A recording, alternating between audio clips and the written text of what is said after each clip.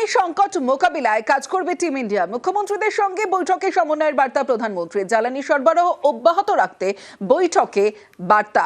জ্বালানি সংকট মোকাবিলায় কাজ করবে টিম ইন্ডিয়া। মুখ্যমন্ত্রীদের সঙ্গে বৈঠকে সমন্বয়ের বার্তা প্রধানমন্ত্রীর। মৈত্রী ভট্টাচার্য রয়েছে।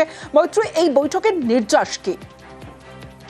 এই বৈঠকে মূলত টিম ইন্ডিয়ার কথা প্রধানমন্ত্রীকে বলতে শোনা গিয়েছে এবং সেখানে কেন্দ্র ও রাজ্য সমন্বয়ের সঙ্গে কাজ করবে এবং যে অবস্থা রয়েছে সেই পরিস্থিতি থেকে দেশকে বের করে আনার জন্য একসঙ্গে কাজ করা হবে। সেই বিষয়টা প্রধানমন্ত্রী তুলে ধরেন। প্রাথমিকভাবে দেশের মানুষের স্বার্থ রক্ষা করা, জ্বালানি সিকিউরিটিকে এনশিওর করা এবং অর্থনৈতিক যে পরিস্থিতি রয়েছে সেই পরিস্থিতিকে মেনটেন করা, সেটার উপরেই দেশের তরফ থেকে জোর দেওয়া হচ্ছে। এর পাশাপাশি একটা খুব তাৎপর্যপূর্ণ বিষয় উল্লেখ করা হয়েছে প্রধানমন্ত্রীর তরফে, সমস্ত রাজ্যকে অতি দ্রুত যাতে তারা কোনো পরিস্থিতি এমন তৈরি হলো যেখানে তারা দ্রুত অ্যাক্ট করতে পারে, এইরকম পরিস্থিতির জন্য সুইফট অ্যাক্ট করার জন্য তাদেরকে প্রস্তুত থাকতে বলা হয়েছে। কালোবাজারি রোধে স্ট্রিক্ট অ্যাকশন নেওয়ার কথা বলা হয়েছে, গুজব রুখতে অ্যাকশন নেওয়ার কথা বলা হয়েছে এবং গুরুত্ব দেওয়া হয়েছে উপকূলবর্তী রাজ্যগুলির ওপর।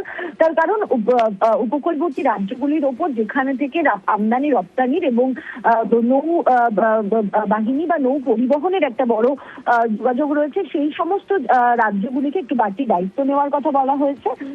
এর পাশাপাশি উল্লেখ করা হয়েছে যে এই যে বর্তমান পরিস্থিতি রয়েছে সেই পরিস্থিতিতে দাঁড়িয়ে রাজ্যগুলি তারা যাতে তাদের সমস্ত রকমের যে বন্টনের যে পরিকাঠামো রয়েছে সেটা যেন তারা ঠিকঠাক রাখে। কিছু রাজ্যের তরফ থেকে এটাও উল্লেখ করা হয়েছে যে তাদের কাছে পেট্রোল, ডিজেল এবং জ্বালানির সরবরাহ ইনট্যাক্ট রয়েছে, ফলে তাদের রাজ্যের পরিস্থিতি স্বাভাবিক রয়েছে। বেশ। যুদ্ধের আছে জ্বালানির জ্বালায় জেরবার দেশ। গত সোমবার লোকসভায় বক্তব্য রাখতে গিয়ে করোনা কালের সঙ্গে বর্তমান পরিস্থিতির তুলনা করে ইঙ্গিতপূর্ণ মন্তব্য করেছিলেন প্রধানমন্ত্রী নরেন্দ্র মোদী। इस युद्ध के कारण दुनिया में जो कठिन हालात बने हैं उनका प्रभाव लंबे समय तक बने रहने की आशंका है। हमें तैयार रहना होगा, हमें एकजुट रहना होगा। हम कोरोना के समय भी एकजुटता से ऐसी चुनौतियों का सामना कर चुके हैं। अब हमें फिर से उसी तरह तैयार रहने की आवश्यकता है। धीरज के साथ, संयम के साथ, शांत मन से हमें हर चुनौती का मुकाबला करना है और यही हमारी पहचान है, यही हमारी ताकत है। জ্বালানি সংকটে লকডাউন আশঙ্কা প্রকাশ করেন মমতা বন্দ্যোপাধ্যায়।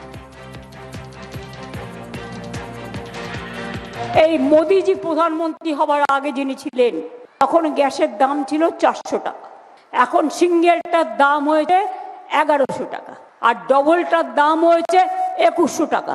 মানুষ গ্যাস খাবে না খাবার খাবে? পেট্রোলের দাম বাড়িয়েছে, আবার অ্যালার্ট করেছে। ওদের অ্যালার্ট করার মানে তো আমি বুঝি, লকডাউন করবে কিনা ভাবছে কিনা জানি না।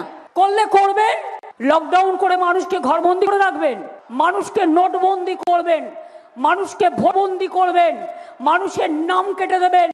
জেনে রাখবেন কোভিডের সময় লকডাউন ছিল, আমরা কোভিডের মধ্যে যদি লড়াই করতে পারি, যে কোনো পরিস্থিতির মোকাবিলা করে লড়াই করবার জন্য আমরা রাজি আছি।